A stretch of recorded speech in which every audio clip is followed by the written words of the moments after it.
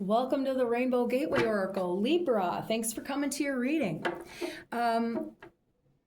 Just to let you know a little bit about me, I am a psychic reader, not an intuitive reader. So I went from intuitive to psychic, and I'm 47, and in my 44th year, I went from intuitive to psychic, and so my whole experience of reading cards and everything has changed from what I was originally putting out. And so, I did have a whole bunch of other videos for a long time, but I deleted them all. Plus, I didn't really want my face out there anymore. Page of Cups is coming out. We'll get into that in a second. And I got the Seven of Swords at the bottom. But just to say a little bit about intuitive is still, able to read the energy and read the cards and stuff, but there is a lesser ability to be very specific, okay? And intuitive readers can't be as specific as a psychic person can. A psychic person would have the access to the Akashic record. The Akashic record is a history of Earth, past, present, and future. And I don't have the ability to just comb through a book and pick whatever I want out of there. The universe sort of taps me on the shoulders when it's time to do readings. I can't just select the time when I'm doing a reading. The universe tells me. But, when I'm selling readings and stuff, I'm, going to be able to read for you, or the universe wouldn't allow me to actually sell the reading.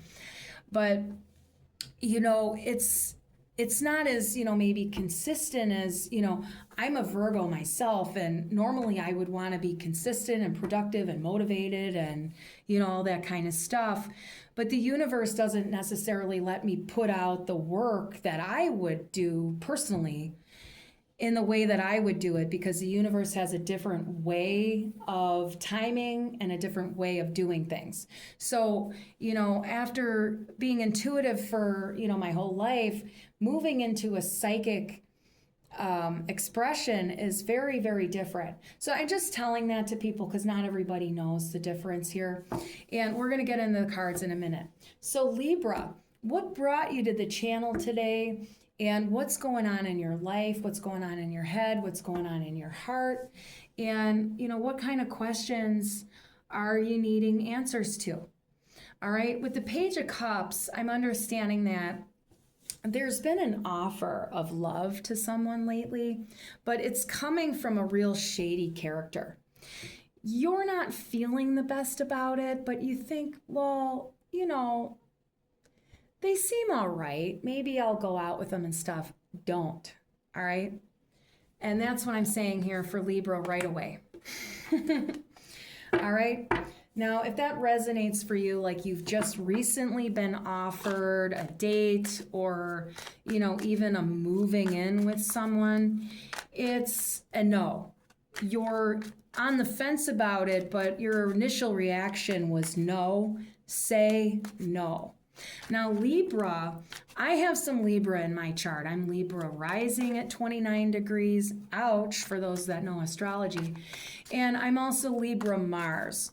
So I want you to know, and I have Libra Pluto. And so I want you to know that I do have Libra energy myself. I understand Libra energy very, very well, though it's not my sun sign. I am a sun sign Virgo. Libra can often have difficulty saying no, depending on the upbringing. Not all Libras have problems saying no, but some do. Now, these cards came out in the last reading that I did for Virgo, but it's interesting that they're coming out now. Maybe someone from that reading is watching this reading. But those aren't the ones we want to talk about. We want to talk about the Hermit here. We want to talk about the Eight of Cups here. We want to talk about the Ace of Pentacles. And we're not getting a yes on the Four of Wands. And the Seven of Swords is popping out again. Look at that. I can't make that shit up. It just pops out and it's what it is.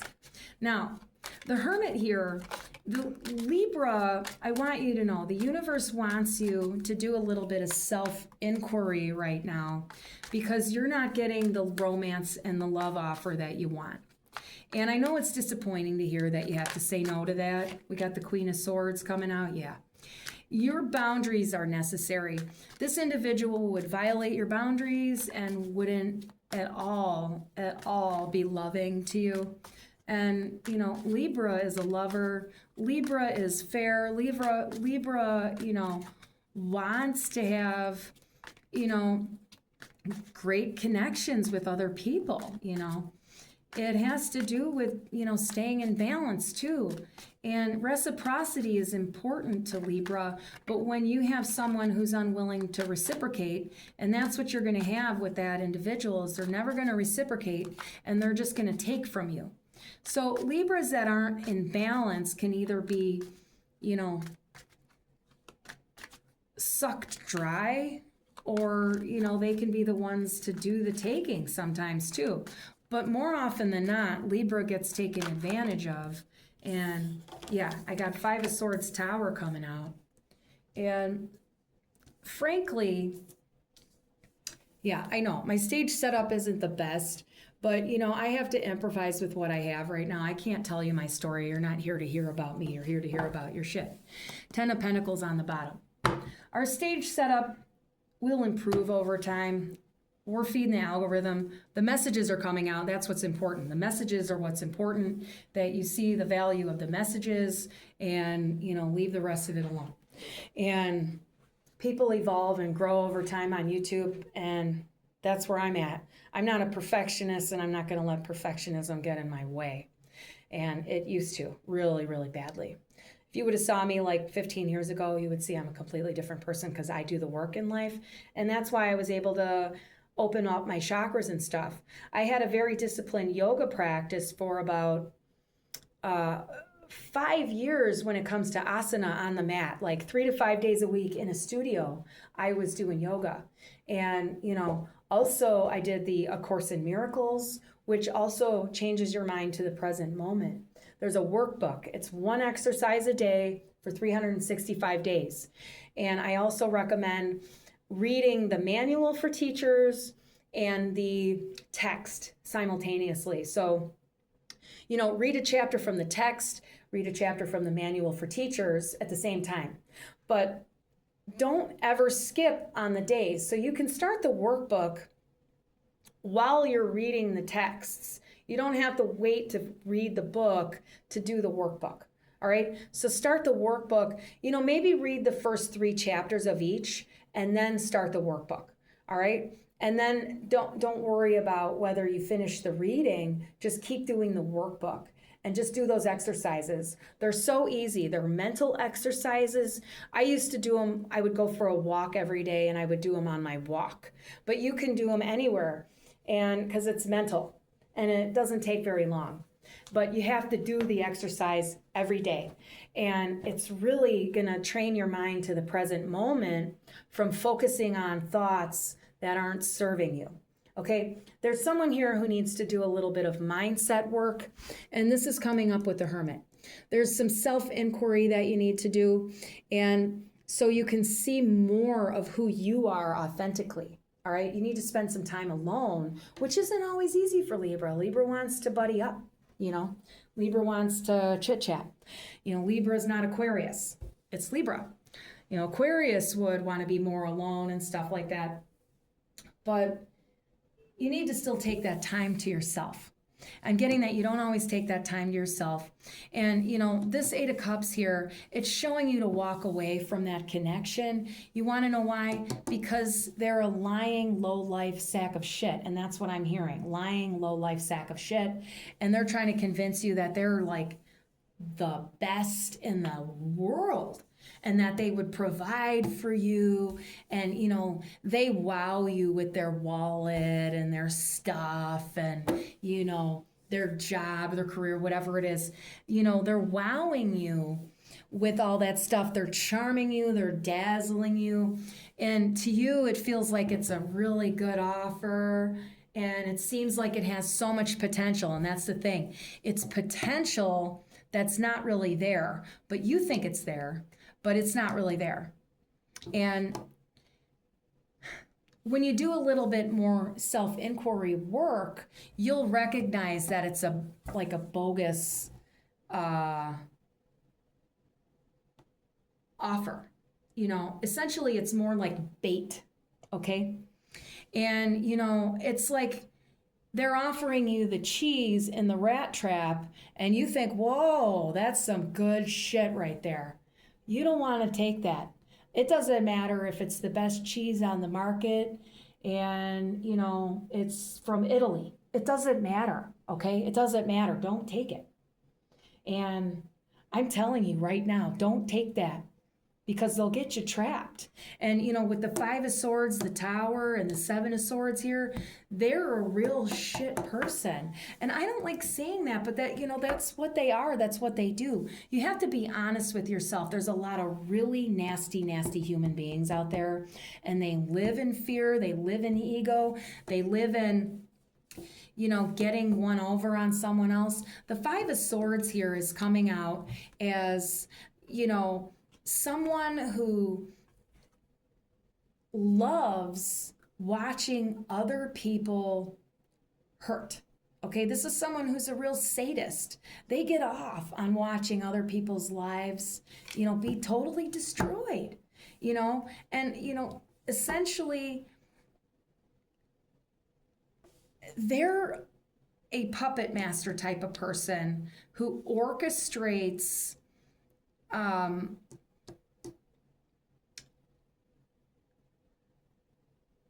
it's like they're orchestrating constantly the destruction of other people's lives.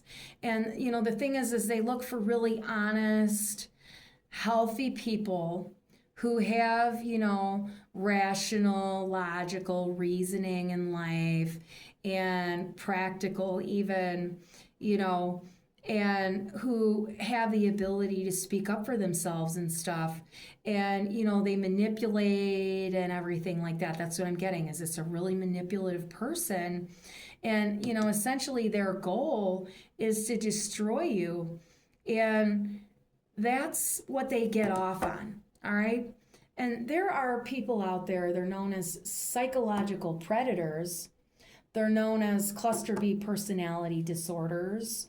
And there are cluster B personality disorder types.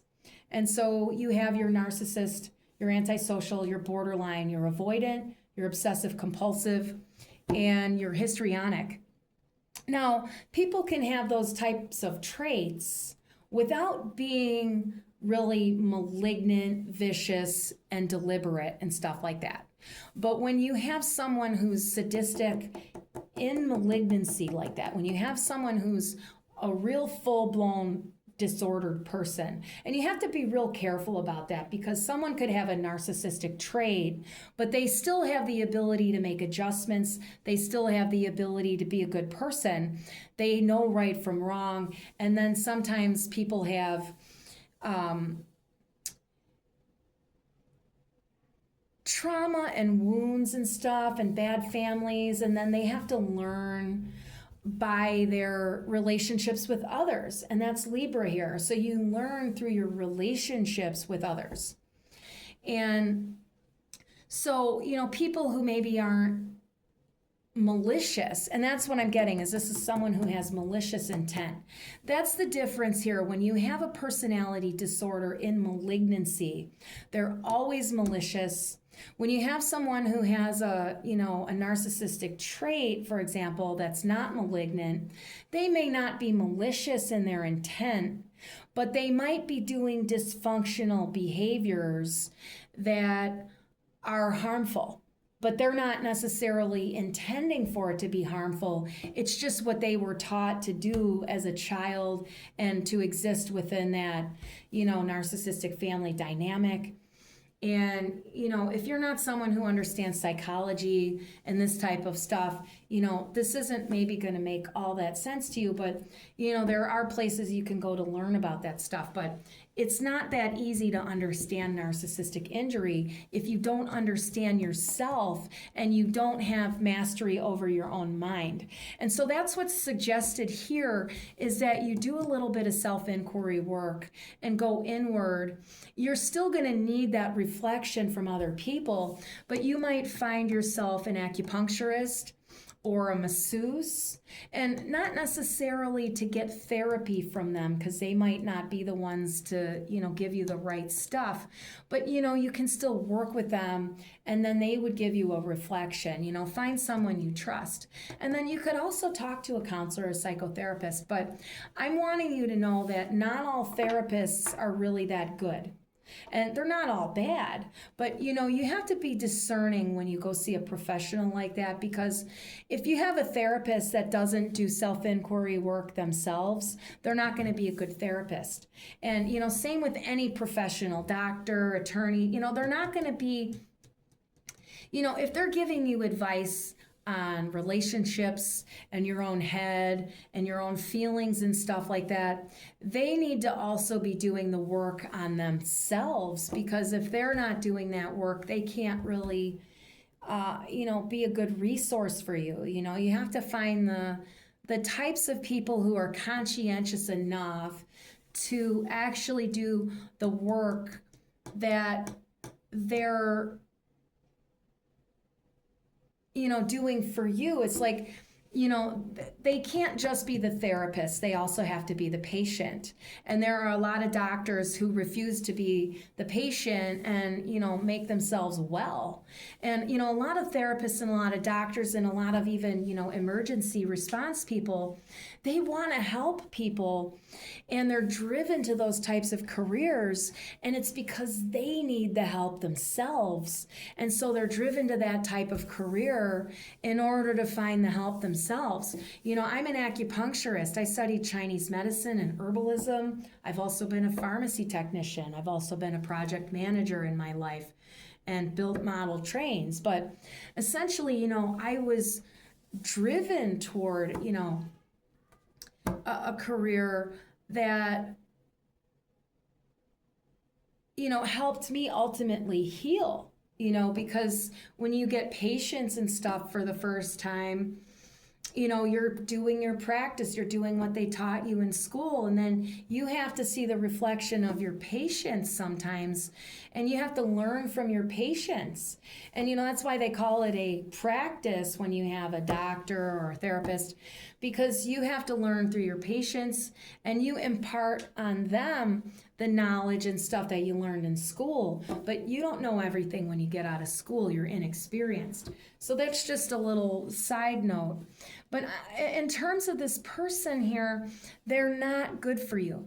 And, I would take the time to work internally on your own stuff and understand boundaries, all right? You're not understanding boundaries. And this is a person who is constantly poking your buttons. And then you find yourself angry and getting in arguments with them. And, I'm getting that you've known them for a while, but they've just offered you something more recently.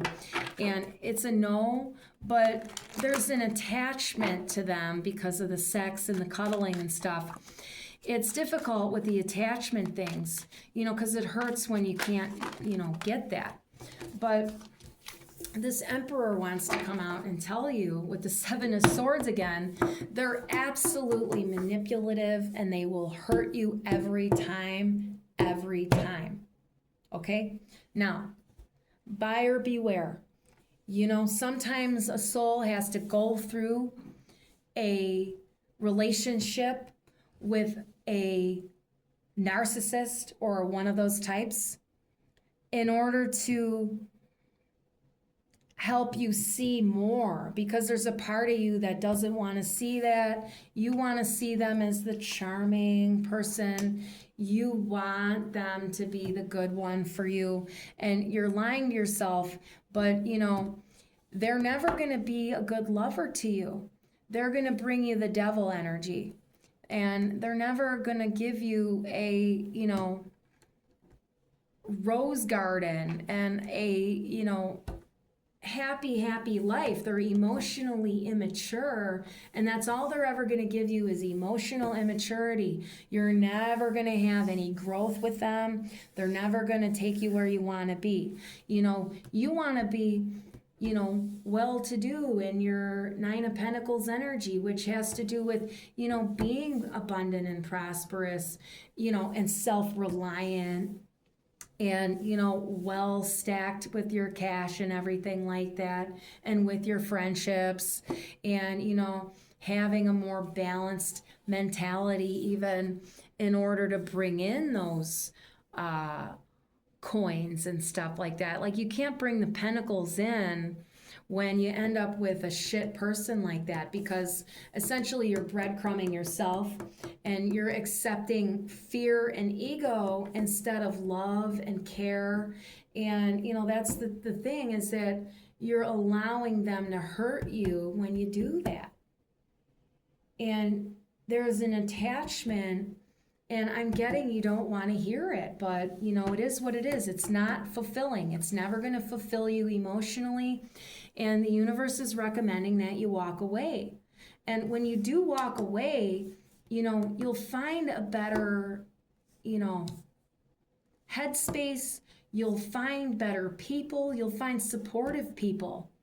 And, you'll get out of the rough and tumble in life a lot easier, okay? And I hate to give bad news. I know people want to have the news that it's the best romance ever and that it's going to be good and stuff like that. But, when you give up what insults you, when you give up what hurts you, when you give up the stuff that's not aligned for your soul, then, the good karma comes in, all right? But essentially, when you stay with people who harm you, you just get stuck in a fixed pattern, okay? And you can never evolve out of it, You can never turn the wheel. And you want to be able to turn the wheel. But, when you insist that someone's a good person when they're clearly not, and when your intuition is screaming at you to get out, you're choosing a self-sabotaging pattern, and you have to be accountable to your choices in life. And if you can't be accountable and want to blame everyone else and the tarot reader that fucking sucks right now, that's fine. But you're just not going to have this Empress energy. You're not going to have that, super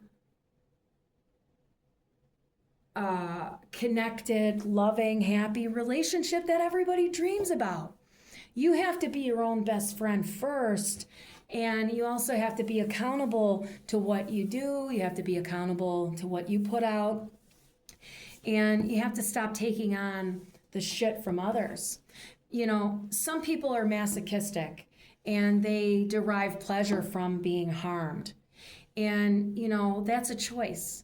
And that's also a karmic violation. To be extremely masochistic or extremely sadistic, that's not to say that, people who play around and stuff in bed are all like karmically violated, when it comes to the sadomasochistic, but sadomasochism is not a healthy sexual presentation, though it's not there to be shamed of the people who, explore, chains and cuffs and whatever, spankings and dominatrixes and all that kind of stuff, and the darker stuff that I'm not going to get into, and I know it goes real dark. It's not healthy, though. And it's not wrong for you to explore shit like that in life, but it's also not respectful to your own self to engage in sexual connections that would be ultimately damaging, being choked by a partner and stuff. It's violent. It's not at all a good friendship, and it's not at all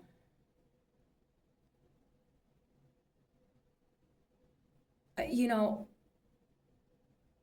it's violent. It's really what it is. It's violent. You know, even if you're using safe words and stuff like that, it's letting someone hurt you.